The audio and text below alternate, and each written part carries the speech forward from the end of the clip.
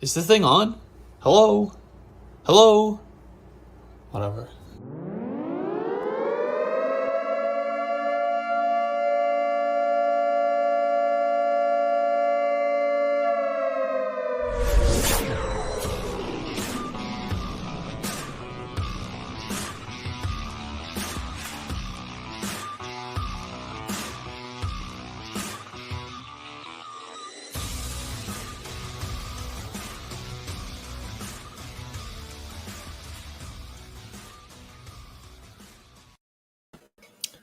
We're live. What is up, guys? It's Alex Johnson here, the founder and lead analyst at yardsperfantasy.com. Welcome into the 127th episode of the Feed Me Fantasy Podcast. Let's eat. Best Ball Resurrection kicks off next week. So start drafting now for the tournament that runs week 6 through week 17 and is giving away $500,000 in prizes. That's on Underdog Fantasy. And if that's not for you, then you can draft weekly teams. It's basically DFS and snake draft form. Or play their pick'ems and catch all of my picks in the Yards Per Fantasy DFS and betting guide, which you can sign up for right now for free at yardsperfantasy.com/bets. But get on Underdog no matter what games you're going to play. Play some NBA DFS if you want. Get on there, Underdog. Use promo code YARDSPER. Get a $100 deposit match. Just go to underdogfantasy.com or download the Underdog Fantasy app. But today we're talking ads, drops, buys, and sells. We'll start with the obvious. Mike Boone. We got to get on the Mike Boone train, guys. Unfortunately, Javonte Williams was lost for the season with a knee injury. It sucks. And that leaves Melvin Gordon as the next man up in Denver. However, Mike Boone is lurking, and he needs to be a priority on the waiver wire this week. Boone has always been a deep dynasty truther for me. I've always liked this guy, going back to his Vikings days. So it's exciting. It's kind of exciting to think that he may finally get a shot. He's an exceptional athlete with 4.49 wheels and a 100th percentile burst score on playerprofiler.com. That's while having pretty decent size at 5'10", 206 pounds. Boone is a good receiver on the backfield. And if you read my week 3 fantasy notebook article, I noted that Boone was already starting to see some work in the passing game, even before week 4. Before the Javonte injury. And then he came out in week 4 and he ran 12 routes to Melvin Gordon's 5, and he had a 12% target share. The door is open for Mike Boone to have a significant role in an offense that seems to be finding its footing after a rocky start. We'll see. We'll see how that goes. But you should also be adding Tyler Algier. But he should definitely not still be on your waiver wire. Tyler Algier should have already been picked up. It's Wednesday. Waiver wires have run. Algier should not have been available for one. And he should definitely have been picked up. Same with Boone. He should have also been picked up. But I know he's definitely lingering on a lot more waiver wires than Tyler Algier is. Now, we talked some waiver wire guys, but we're also going to talk some ads. Some buys and sells. That's the fun stuff, right? The trade market. That's what we're here for. So one of the guys I am selling is Rashad Penny. I talked about this all the time. Everybody thinks I hate Rashad Penny because I've been saying don't draft him. I said sell him after week 1. And now after week 4, when he had a great game, I'm saying sell him again. I actually, over the course of his career, I love Rashad Penny. It's just, the value and player don't match. It took a historically bad Lions defense for Rashad Penny to finally reach double-digit fantasy points in 2022. And yet he's still not getting the work in the passing game.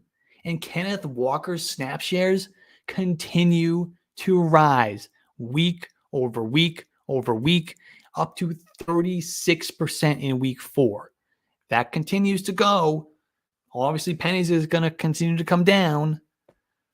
It's not good. It's not good. Now, this offense has certainly, Geno Smith certainly outperformed my expectations. So, maybe a little bit of a wrong take there. But with that said, my Rashad Penny take overall up until week 4 has been spot on. Like I said, he hasn't reached double-digit fantasy points until week 4. And it took a bad Lions defense for that to happen. So I'm still selling Rashad Penny, putting him on the trade block in any leagues that I have him in. And the only leagues I have him in at this point is in Dynasty. That's because I've been unable to sell him off, really. I've been unable to sell off Rashad Penny in Dynasty leagues. I'm trying again this week. I am trying again this week. But a guy I'm buying right now in all formats, especially in redraft leagues, is Miles Sanders. The touchdown drought is officially over. The touchdown drought is officially over for Miles Sanders. Hallelujah. After not finding the end zone a single time in 2021, Sanders scored once in week 1 and then twice, 2 touchdowns for Miles Sanders, twice in week 4. He's got 3 touchdowns in 4 games. How about that, Miles Sanders? Telling us not to draft him, and then he comes out and has a good season. What the fuck? He's also reached at least 80 rushing yards in 3 of his 4 games. And that's despite a shift in offensive philosophy to favor the passing game.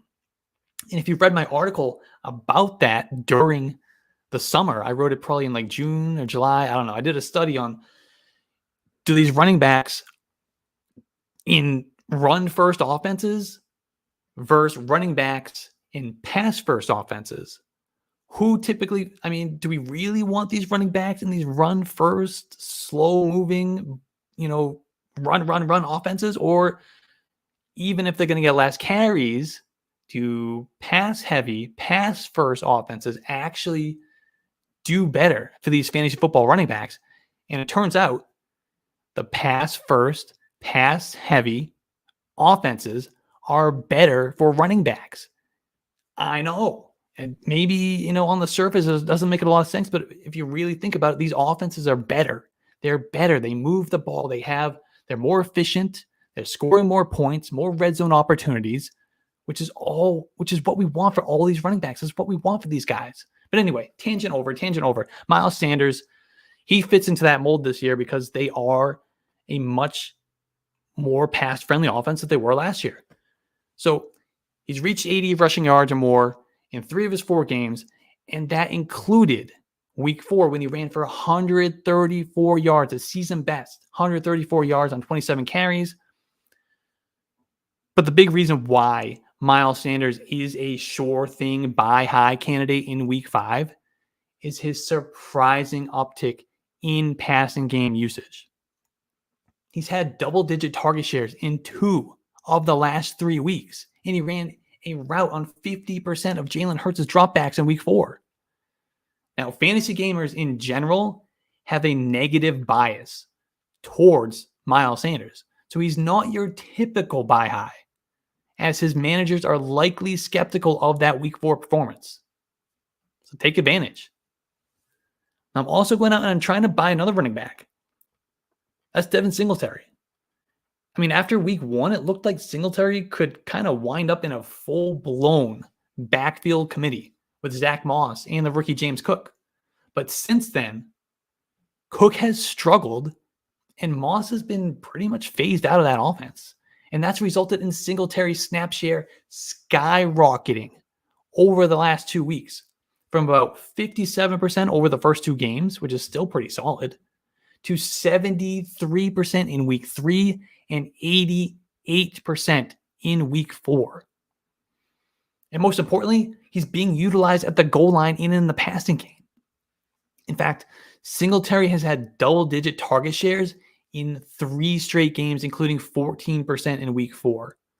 If you need a steady production, RB2 type guy, someone can just slide right into your RB2 spot or in a flex spot, Singletary can be that guy. Go get him. Go get him. We want these guys in good offenses. We just talked about these offenses that like to pass the ball, how the running backs do well.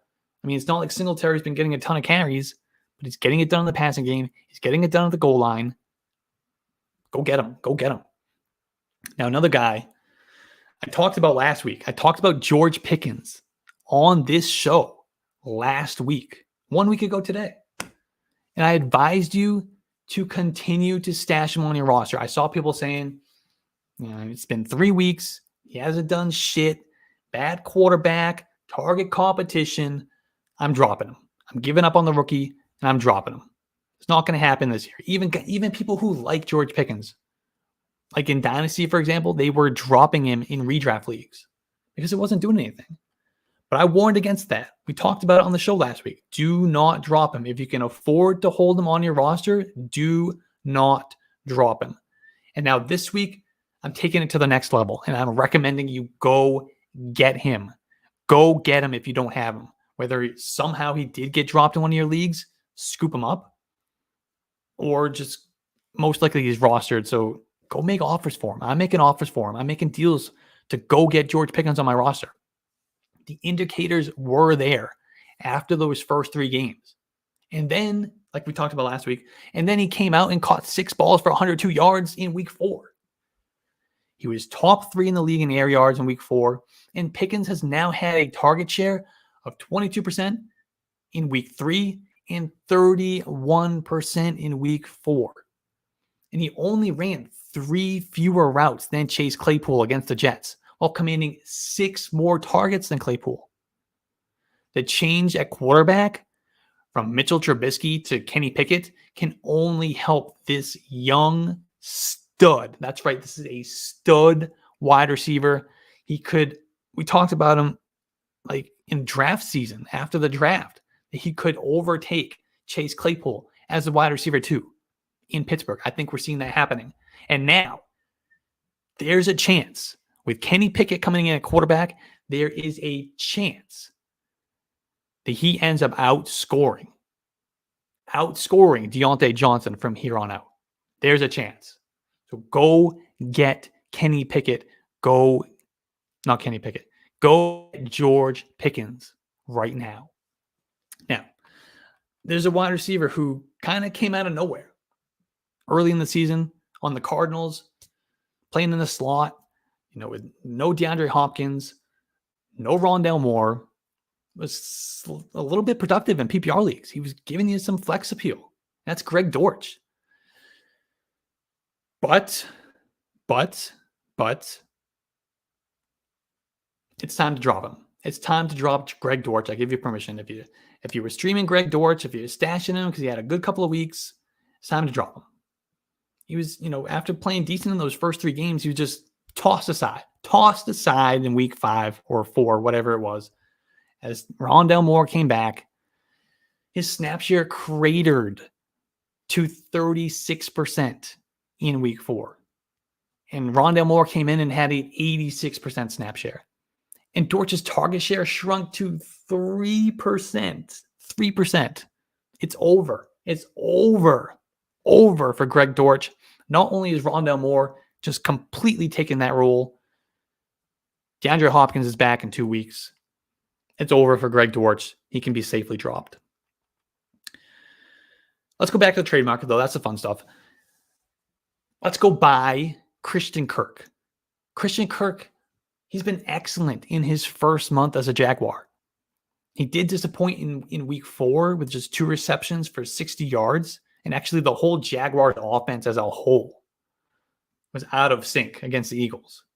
With that said, Kirk still hit a season high 39% target share in week 4, which was second best among all wide receivers in the league for the week. And Kirk has managed to reach a target share of at least 20% in every game, and he holds a 26.9% share for the season. He's been making plays down the field, commanding targets, and scoring touchdowns. This Jaguars offense will get back on track, especially with games coming up against the Texans, Colts, and the Giants. Go buy the dip on Christian Kirk. He's going to be a steady wide receiver 2 all the way through the rest of the season. Now, another guy who fits that same mold is DK Metcalf. Metcalf, he's kind of a buy high. Kirk is a buy low. Metcalf's a buy high, but they're going to give you similar production through the rest of the season. Metcalf, he posted 149 yards on 7 receptions in week 4, and he finished second on the entire week among all players in the league in air yards with 159 and a 50% share of his team's air yards. It was 49.8, but we'll round it up to 50%. While that was by far his best game of the season, Metcalf has been getting targeted at a high rate all year long. In fact, he's had target shares of at least 25% in 3 of his 4 games. And Geno Smith is playing damn good football right now. Russell who? Geno Smith is playing really, really well right now.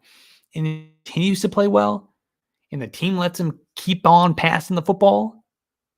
Metcalf is going to produce as a wide receiver too, and he's got big boom week potential. Let's get away from the buys and sells for a minute. Let's go to the waiver wire. Let's look at some guys we should be stashing on the end of our benches. One of these guys is a running back in Kansas City named Isaiah Pacheco. I've talked about him a few times during the summer, during draft season, whatever. We've talked about Pacheco multiple times. And he's played well when given the opportunity this year. He has crested a snap share of at least 21% in 2 of his 3 games, 2 of the last 3 games. And that number is likely to rise as the season goes along.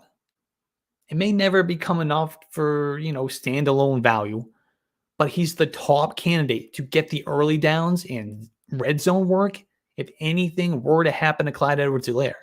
So Pacheco is an intriguing stash in leagues where you have an available roster spot. I'm scooping him up. I'm stashing him on my bench. And another guy who I guess I'm not scooping him up because if he was available in my leagues, he's on my roster. That's Rachaad White. Rachaad White. If he's available on your waiver wire, you need to go get Rachaad White. This may be the most important guy that we talk about in this show today. Rachaad White. He's another one of these intriguing bench stashes with massive upside. If you think Isaiah Pacheco has some pretty good upside in that Kansas City offense, well, he's got Jerick McKinnon to worry about in the passing game. That's nothing compared to the upside of Rachaad White. Isaiah Pacheco is sitting down here with his, he's feeling pretty good about his upside, right? He's sitting here, I'm feeling good. I got some pretty high upside. Kansas City, if anything happens to Clyde Edwards-Helaire, I'm going to get some touchdowns, going to get some carries. I'm sitting here, high and mighty. Well, he's sitting here and he's looking up. And Rachaad White's way the fuck up there. Rachaad, what you doing up there, bud? That's where Rachaad White's upside is. I mean, this is a guy, he may end up having some standalone value, Rachaad White. His snap share shot up to 38% in week 4, while he ran a route on 32.7% of Tom Brady's dropbacks. He's a good athlete. He's an exceptional receiver out of the backfield. I think he was second on his team in college in receiving yards, while also at the same time leading in rushing yards. This is why we love this guy. We loved him coming out of Arizona State. I'm going to say it right now, Rachaad White may be the most valuable handcuff in all of fantasy football right now, and he's still available on way too many waiver wires. You need to go get Rachaad White. You need to stash him. You need to. I'm telling you, you have to do it. All these other transactions, they're optional. Do them if you want. This one you need to do. Go get Rachaad White. I'm begging you. Go get Rachaad White.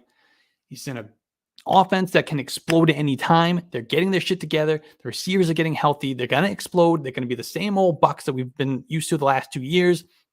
Got a great quarterback, a quarterback that uses his running backs in the passing game as much as anybody. They're going to score touchdowns. He's going to score points. He's going to catch passes. And he's got just a 27-year-old old veteran in front of him. I love Leonard Fournette, but he's a 27-year-old running back at the most injury-prone position in football. That's all that's standing in the way of Rachaad White being an explosive RB1 in fantasy football. Go get him right now. I don't care if you have to make a trade for him. Go get him. All right. Last guy we're going to talk about today, that's Sky Moore. You got to go add Sky Moore. Not as much as you got to go get Rachaad White. This is kind of a, scoop him, stash him, see what happens type of thing. But you should be stashing Sky Moore. His snaps have steadily risen over the last 3 weeks. They hit a season high 28% in week 4, while he ran a route on more than a quarter of Patrick Mahomes' dropbacks. All right. We like Sky Moore coming out. He's a good athlete. He's a good route runner. He was a second-round pick. He's playing in the Patrick Mahomes offense, where they don't really have, still a month into the season, they don't have an established, this is the go-to guy at wide receiver. It's Travis Kelce, and it's mixing it up with everybody. Sky Moore's routes, Sky Moore snaps are steadily rising. He's a talented player. They drafted him in the second round. Go get him. This is a stash and see what happens in leagues where you have an open roster spot. But if you do, go get him. Go get him. That's the show. That's the show. And if you're looking for more week 5 content, just head over to yardsperfantasy.com or download the Yards Per Fantasy app. We'll give you articles, rankings. We got our trade calculator I talk about every week. The most complex, most customizable trade calculator in all of fantasy football for redraft leagues. Go use that. yardsperfantasy.com/trade-calculator. You can also use our start sit tool, and we have so much more on there. Go check us out at Yards Per Fantasy. And be sure to check out the Coach Approach show tonight on the Yards Per Fantasy YouTube channel. As Coach Bruce and Brett, they talk injuries, quarterback changes, Thursday night football, week 5 matchups, and more. That's going to be 7 o'clock Pacific time, 10 o'clock Eastern time. So check that out on the Yards Per Fantasy YouTube channel tonight. Those guys do a great show, as do the guys in 619 and the Units Per Betting crew. All of our shows on the Yards Per Fantasy Network. Go check them out. You can also find me back here live on Saturday night at 9 o'clock and Sunday at 12, answering all of your last-minute start-sit questions. And in the meantime, join our Discord. You can find the link at the bottom of every page on the Yards Per Fantasy website. We're talking smack. We're answering questions in there every day. But that's really all we got. Why don't we take a couple questions from the chat before we end the show, and then I'll just see you guys back here on Saturday. Let's do one. We'll do one from YouTube, and we'll do one from TikTok. All right, let's see what we got here. Let's see where we go. Let's pick a good one.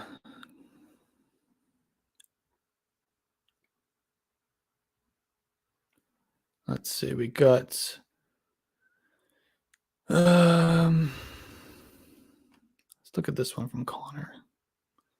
Looks like a trade question from Connor.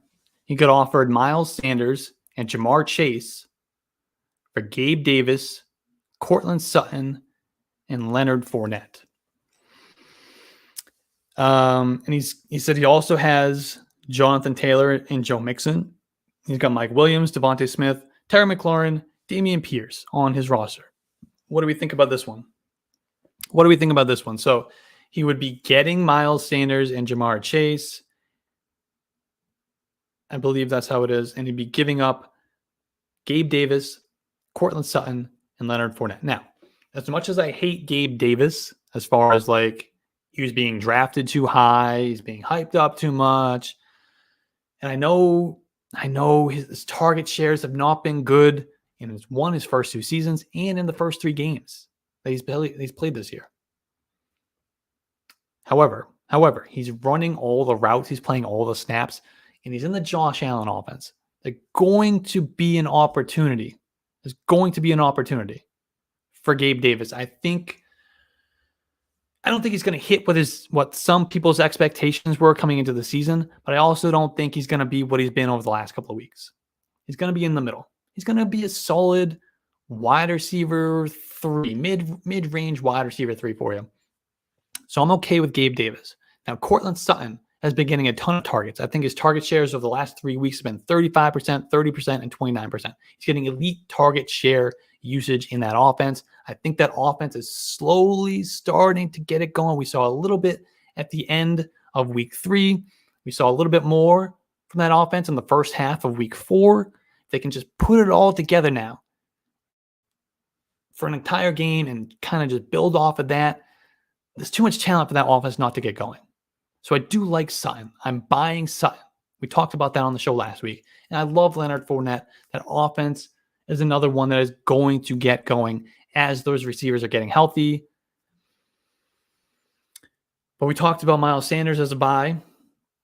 And of course, Ja'Marr Chase is Ja'Marr Chase. That's another offense that we totally anticipate getting fully on track. So I'm kind of just, what's the word I'm looking for? I can't think of the word I'm looking for. But I'm kind of just talking my way as I try to figure this out in my head if I want to take this deal or not. I'm